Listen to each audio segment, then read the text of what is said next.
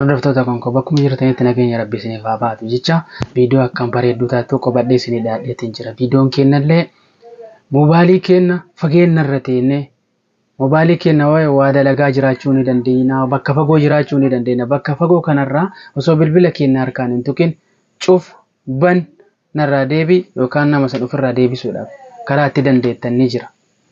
Kanaaf kan kana fakkaatan qabadhee isinii dhaadheetiin jira.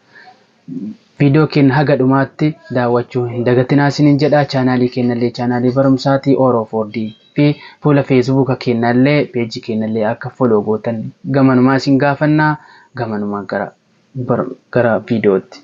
Dursa pileestoorii keenyarran akka agartan asittiin seef jettaniin asittiin inni seefii ta'eera. Gizee daawwaltan okkee yoo jetteen hin kaa'aa jechuudha.